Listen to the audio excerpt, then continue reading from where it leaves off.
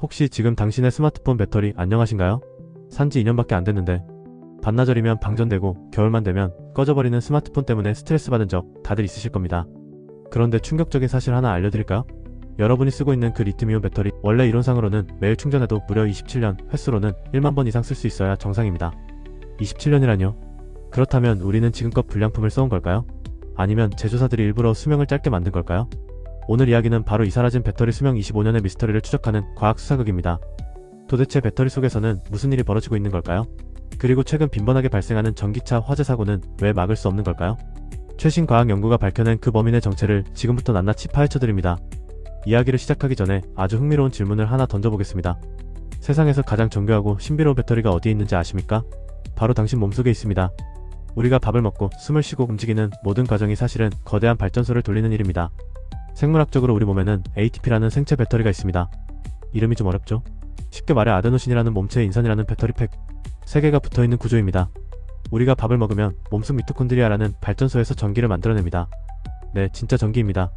미토콘드리아 막 사이로 전자가 흐르고 수소이온이 댐의 물처럼 쏟아져 들어오면서 모터를 돌립니다.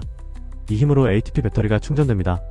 그리고 우리가 근육을 쓰거나 생각을 하거나 심지어 좋아하는 사람의 손을 잡고 찌릿함을 느낄 때 이 인산 배터리 팩 하나가 탁 하고 끊어지면서 에너지가 폭발합니다. 마치 아이스크림 장난감 버튼을 누르면 펀치가 튀어나가는 것과 같습니다. 우리는 걸어다니는 휴먼 발전소 그 자체입니다. 자, 다시 우리의 골칫덩어리 스마트폰 배터리로 돌아와 봅시다. 인류는 우리 몸속 발전소를 흉내내어 문명을 발전시켜 왔습니다. 불을 피우고 증기기관을 돌리고 마침내 전기를 발견했죠. 그리고 이 전기를 가두기 위해 찾아낸 최고의 물질이 바로 리튬입니다. 왜 하필 리튬일까요? 원소 주기율표를 기억하십니까? 1번 수소, 2번 헬륨, 그리고 3번이 바로 리튬입니다. 금속 중에서 가장 가볍습니다. 가벼워야 들고 다니죠. 게다가 리튬은 성격이 아주 급합니다. 전자를 누구보다 빠르고 세게 던져버리고 싶어합니다. 전자를 잘 던진다는 건 그만큼 전기를 잘 만든다는 뜻입니다. 그래서 노벨상을 받은 과학자들은 이 리튬을 이용해 혁명적인 리튬이온 배터리를 만들었습니다. 덕분에 우리는 벽돌만 한 휴대폰 대신 얇은 스마트폰을 주머니에 넣고 노트북으로 어디서든 일할 수 있게 되었습니다. 그런데 여기서 치명적인 문제가 발생합니다. 앞서 말씀드렸듯 실험실에서 테스트한 리튬이온 배터리는 1만 번을 충전해도 끄떡없었습니다. 하루에 한 번 충전한다고 치면 365일 곱하기 27년? 거의 반영구적입니다. 하지만 현실은 어떻습니까? 2년 길어야 3년이면 배터리 성능이 뚝 떨어집니다. 배터리 수명 80%라는 알림이 뜨면 우리는 불안해집니다. 도대체 왜 이론과 현실이 이렇게 다를까요? 오랫동안 과학자들도 그 정확한 원인을 몰랐습니다. 그저 우리가 폰을 너무 막 써서 그런가? 라고 짐작만 했었죠. 그런데 올해 아주 놀라운 연구 결과가 발표되었습니다. 배터리 수명을 갉아먹는 진짜 범인이 밝혀진 것입니다. 그 범인은 바로 수소이온이었습니다. 배터리 내부에는 양극과 음극이 있고 그 사이를 전해질이라는 액체가 채우고 있습니다.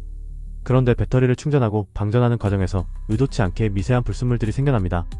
그 중에서 전해질 속에 숨어있던 수소이온들이 양극재, 즉 배터리의 핵심 소재를 공격하기 시작합니다. 마치 새가 녹슬듯이 수소이온이 양극재의 구조를 서서히 무너뜨립니다. 이 과정에서 배터리 내부에 가스가 차고 전기가 다닐 길이 막혀버립니다. 우리가 폰을 떨어뜨리지 않아도 충전기를 꽂아두지 않아도 배터리 속에서는 이 수소이온이라는 불청객이 끊임없이 배터리 내부를 파괴하고 있었던 것입니다. 이것이 바로 27년 수명이 2년으로 줄어든 미스터리의 핵심입니다. 문제는 단순히 수명이 줄어드는 것에서 끝나지 않습니다. 더 무서운 것은 폭발입니다. 최근 뉴스에서 전기차 화재 영상을 보신 적이 있을 겁니다. 한번 불이 붙으면 소방관들이 물을 아무리 뿌려도 꺼지지 않습니다. 몇 시간 동안 활활 타오릅니다. 왜 그럴까요? 리튬이온 배터리 내부에는 양극과 음극이 서로 만나지 못하게 막아주는 분리막이라는 얇은 벽이 있습니다. 그런데 배터리가 낡아서 내부 압력이 높아지거나 외부에서 충격을 받으면 이 분리막이 찢어질 수 있습니다. 분리막이 찢어져서 양극과 음극이 만나는 순간 쇼트가 나면서 엄청난 열이 발생합니다. 이것을 열폭주라고 부릅니다. 1000도가 넘는 온도를 치솟으며 배터리 내부의 모든 것을 태워버립니다. 더 끔찍한 것은 리튬의 성질입니다. 리튬은 물을 만나면 격렬하게 반응하며 수소가스를 내뿜습니다. 불을 끄려고 뿌린 물이 오히려 폭발을 키우는 연료가 되는 셈입니다. 그래서 전기차 화재는 물을 뿌려 끄는 게 아니라 배터리가 다 탈 때까지 기다리거나 거대한 수조의 차를 통째로 담가버려야 합니다. 아니, 그럼 우리는 시한폭탄을 들고 다니는 건가요? 너무 걱정하지 마십시오. 과학자들은 이미 답을 찾고 있습니다. 바로 전고체 배터리입니다. 지금의 배터리가 위험한 이유는 내부에 휘발유처럼 불이 잘 붙는 액체 전해질이 들어있기 때문입니다. 그렇다면 이 액체를 딱딱한 코체로 바꿔버리면 어떨까요? 이것이 전고체 배터리의 핵심입니다.